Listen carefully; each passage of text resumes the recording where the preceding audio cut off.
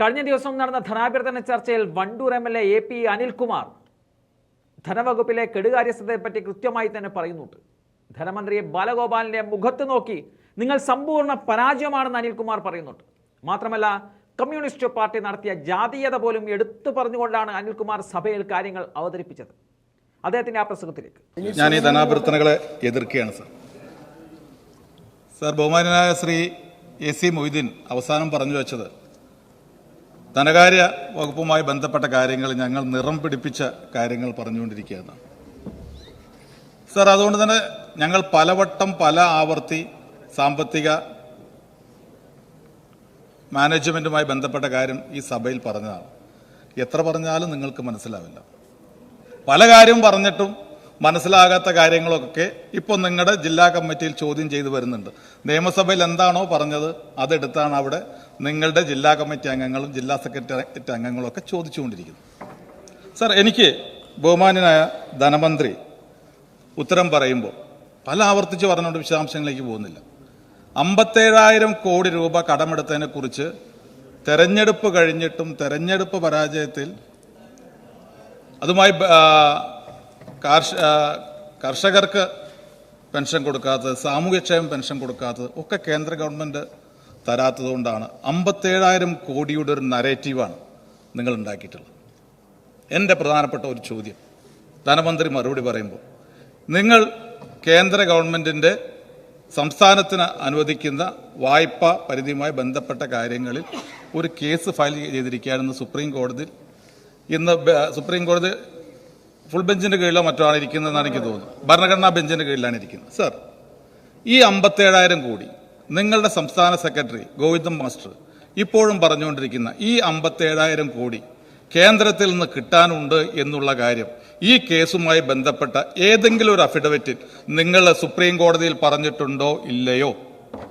ഈ 57,000 കോടി ജനങ്ങളോട് പറയുന്നതിനപ്പുറം ഈ 57,000 കോടി കിട്ടാനുണ്ടെങ്കിൽ കേന്ദ്ര ഗവൺമെന്റിന്റെ മുന്നിൽ നിങ്ങളത് പറഞ്ഞിട്ടുണ്ടോ? അതാണ് എൻ്റെ ഒരു ചോദ്യം. അങ്ങ് അതൊന്ന് മറുപടി പറയണം. രണ്ടാമത്തെ ഒരു ചോദ്യം അങ്ങോട്ട് എനിക്കുള്ളത്, ചോദിക്കാം, നിങ്ങൾ ചോദിച്ചു കഴിഞ്ഞാൽ ഉത്തരമെല്ലാം എനിക്കറിയാം. എക്സ്പെൻഡിച്ചർ കമ്മിറ്റി ഈ ഡിസംബറിൽ എക്സ്പെൻഡിച്ചർ കമ്മിറ്റിയുമായി ബന്ധപ്പെട്ട റിപ്പോർട്ട് സംസ്ഥാന ഗവൺമെന്റിന് നൽകിയിട്ടുണ്ട് എന്നാണ് ഞാൻ മനസ്സിലാക്കുന്നത്. ഇല്ലെങ്കിൽ ഇല്ല എന്ന് പറയാം. അങ്ങനെ സംസ്ഥാന എക്സ്പെൻഡിച്ചർ കമ്മിറ്റി റിപ്പോർട്ട് തന്നിട്ടുണ്ടോ? റിപ്പോർട്ട് തന്നിട്ടില്ലെങ്കിൽ എന്തുകൊണ്ടാണ് ആ റിപ്പോർട്ട് തന്നിട്ടുണ്ടെങ്കിൽ എന്തുകൊണ്ടാണ് റിപ്പോർട്ട് പരസ്യപ്പെടുത്താത്തത് എന്നുകൂടി പറയണം. സ്വാഭാവികമായിട്ടും നമ്മുടെ എക്സ്പെൻഡിച്ചറിന്റെ ക്വാളിറ്റിയൊക്കെ പറയുന്നത് എക്സ്പെൻഡിച്ചർ കമ്മിറ്റിയാണ്. ഒരു സംസ്ഥാന ഗവൺമെന്റ് അത്തരം പ്രവർത്തനങ്ങളുടെ ഒരു നിലവാരം, അതിന്റെ ഗുണമേന്മ എത്രയുണ്ടെന്ന് പറയുന്നതാണ്. ആ റിപ്പോർട്ട് കിട്ടിയിട്ടുണ്ടോ? കിട്ടിയിട്ടുണ്ടെങ്കിൽ എന്തുകൊണ്ട് നിങ്ങൾ അത് പബ്ലിഷ് ചെയ്യുന്നില്ല എന്ന് പറയണം എന്നാണ് എനിക്ക് സൂചിപ്പിക്കാനുള്ളത്.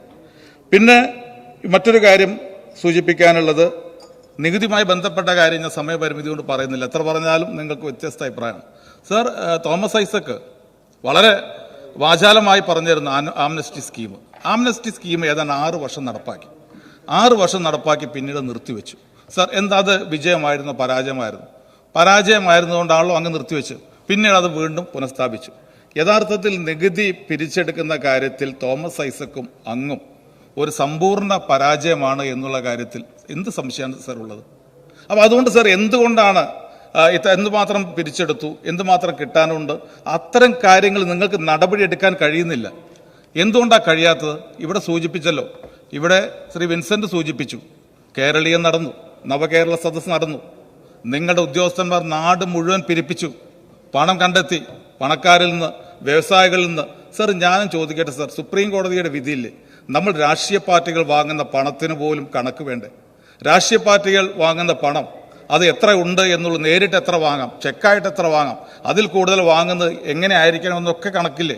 എന്തുകൊണ്ടാണ് സർ ഞങ്ങളിൽ പലരും ഇത്തരം കാര്യങ്ങളുമായി, നവകേരള സദസ്സുമായി ബന്ധപ്പെട്ട്, കേരളീയവുമായി ബന്ധപ്പെട്ട് ഞങ്ങൾ എത്ര പണം പിരിച്ചു എന്നുള്ള ചോദ്യത്തിന് ഞങ്ങൾ വിവരാവകാശം മുഖേന ഞങ്ങൾ കൊടുത്തിട്ട് ഒരു റിപ്ലൈയും ഇല്ല. അങ്ങേക്ക് നിയമസഭാ ചോദ്യങ്ങളും തന്നു, എവിടെയെങ്കിലും പറഞ്ഞു ഇത്ര കോടി രൂപ പിരിച്ചു? നിങ്ങൾ പിരിച്ചു എന്ന് സത്യമാണല്ലോ. അതുകൊണ്ടാണല്ലോ GSTയിലെ ഉദ്യോഗസ്ഥന്മാരെ വിളിച്ച് മുഖ്യമന്ത്രി ആദരിച്ചത്. അപ്പൊ സ്പോൺസർഷിപ്പ് പിരിച്ച കാര്യത്തിൽ എത്ര കോടി? സ്പോൺസർഷിപ്പ് പിരിച്ചതിന്റെ പേരിൽ അവാർഡ് കൊടുക്കുന്ന ഗവൺമെന്റിന് ഉത്തരവാദിത്തമില്ലേ, ബാധ്യതയില്ലേ? തിരിച്ചു പറയാൻ? എന്തുകൊണ്ട് പറയുന്നില്ല? ഇത്തരം കാര്യങ്ങളൊന്ന് അങ്ങ് മറുപടിയായി പറയണം. സാർ, അതുമായി ബന്ധപ്പെട്ട് സാമ്പത്തിക കാര്യങ്ങൾ കുറേ പറയാനുള്ളതുകൊണ്ട് ഞാൻ അതിലേക്ക് കൂടുതൽ കടന്നു പോകുന്നില്ല, കാരണം സമയം പരിമിതിയുണ്ട്. പിന്നെ മൊയ്തീൻ ഇവിടെ പറഞ്ഞു എം പിമാരുടെ കാര്യം.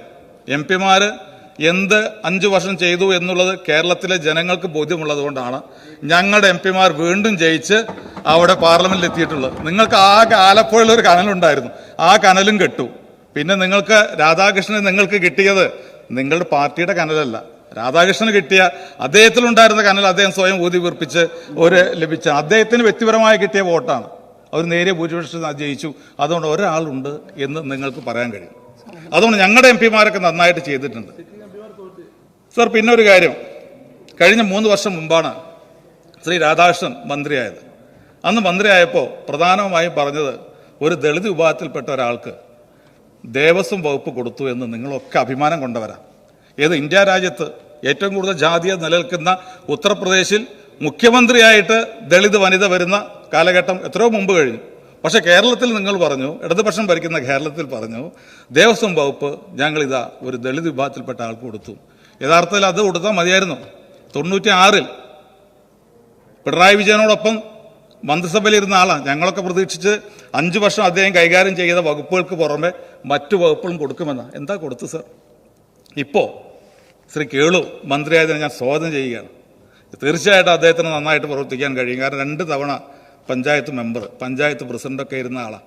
അദ്ദേഹത്തിന് നന്നായിട്ട് ഭരിക്കാൻ കഴിയുമെന്ന് പ്രതീക്ഷിക്കുകയാണ്. അദ്ദേഹത്തിന് എല്ലാ ആശംസകളും നേരുകയാണ്. പക്ഷെ എന്തുകൊണ്ടാണ് സർ ദേവസ്വം ബോർഡ് നിങ്ങൾ കൊടുക്കായിരുന്നു? എന്താ സർ ദേവസ്വം വകുപ്പ് കൊടുക്കായിരുന്നത്? അവിടെ എന്താ സർ, നിങ്ങളൊരു പുരോഗമന പാർട്ടിയല്ലേ, നിങ്ങൾ 3 കൊല്ലം മുമ്പ് അഭിമാനം കൊണ്ടവരല്ലേ, എന്തുകൊണ്ട് ദേവസ്വം വകുപ്പ് കൊടുത്തില്ല? നിങ്ങൾക്ക് അറിയുന്ന ഉത്തരമല്ലേ. കമ്മ്യൂണിസ്റ്റ് മാർക്സിസ്റ്റ് പാർട്ടി ഈ രീതിയിൽ പോയി കഴിഞ്ഞാൽ എവിടെ എത്തും സർ? ആദിവാസി വിഭാഗത്തിൽപ്പെട്ട ഒരാൾ മന്ത്രിയാകുമ്പോൾ അയാൾക്ക് ദേവസ്വം ബോർഡ് കൊടുത്തുകൊണ്ട് നിങ്ങൾ കാണിക്കേണ്ട മാതൃക നിങ്ങൾ കാണിച്ചു. എവിടേക്കാണ് നിങ്ങൾ പോയിക്കൊണ്ടിരിക്കുന്നത്? CPM എവിടേക്കാണ് പോയിക്കൊണ്ടിരിക്കുന്നത്? ബഹുമാനപ്പെട്ട മുഖ്യമന്ത്രി പ്രോടൈം സ്പീക്കർ BJP കൊടിക്കുന്നിൽ സുരേഷിനെ ആക്കാത്തതിന്റെ പേരിൽ വലിയ വിമർശനം നടത്തി. അതാണോ ചെയ്യേണ്ടത്? അതിന്റെ ആ ഒരു ഔദാര്യമൊന്നും വേണ്ട, ഇവിടെ തെളിയിക്കാൻ കഴിയണം. ഞാൻ പറയട്ടെ, ഞാൻ അത് തന്നെ പറഞ്ഞു വരുന്നത്. എന്നെ അനുവദിക്കൂ, ഞാൻ പറഞ്ഞു വരട്ടെ. ഞാൻ പറയട്ടെ, എന്നെ സമയം പോകരുത്. ഞാൻ പറയട്ടെ, ഞാൻ അതിലേക്കാ വരുന്നത്. എന്റെ സമയം കളയരുത്. ദേവസ്വം കൊടുത്തതും ഇതേ പാർട്ടിയും ഇതേ മുന്നണിയുമാണ്.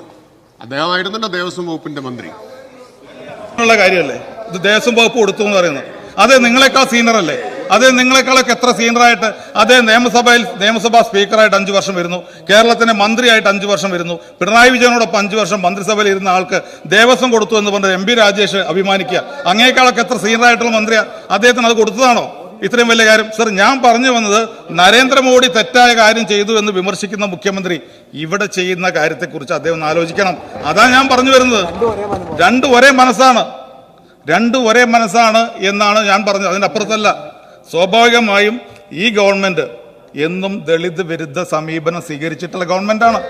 CPM-നെ സംബന്ധിച്ചിടത്തോളം എന്നും ദളിത് വിരുദ്ധ സമീപനമാണുള്ളത്. അതിന്റെ ആവർത്തനം അത്. CPM എത്ര കൊല്ലം കഴിഞ്ഞാൽ സർ CPM-ൽ ഒരു പോളിറ്റ് ബ്യൂറോ അംഗം, CPM-ന്റെ ദളിത് വിഭാഗത്തിൽ നിന്ന് പോളിറ്റ് ബ്യൂറോ അംഗം ഉണ്ടായത്? കഴിഞ്ഞ പാർട്ടി കോൺഗ്രസിലല്ലേ? 17 വർഷം കഴിഞ്ഞില്ലേ? ഇന്ന് നമ്മുടെ രാജ്യത്തെ എല്ലാ പാർട്ടികളിലും അധ്യക്ഷ സ്ഥാനത്ത് ദളിത് വിഭാഗത്തിൽ നിന്ന് ആളുകളുണ്ട്. കോൺഗ്രസിന്റെ അധ്യക്ഷന്റെ പേര് മല്ലികാർജ്ജുന ഖാർഗെയാണ്. അതേ ഏത് വിഭാഗത്തിൽപ്പെട്ടാണ് ഞാൻ പറയണോ? CPI-യിലുണ്ടല്ലോ. എന്ന് 2 പാർട്ടികളിൽ ഇല്ലാത്തുള്ളൂ. ഒന്ന് RSSന്റെ സർ സംഘചാലക്കും അതുപോലെ CPM-ന്റെ അഖിലേന്ത്യാ ജനറൽ സെക്രട്ടറിയും. ഇവിടെ മാത്രമേ ദളിതർക്ക് കടന്നു ചെല്ലാനുള്ളൂ. അവിടെ കടന്നു ചെല്ലാൻ നിങ്ങൾ അനുവദിക്കില്ല.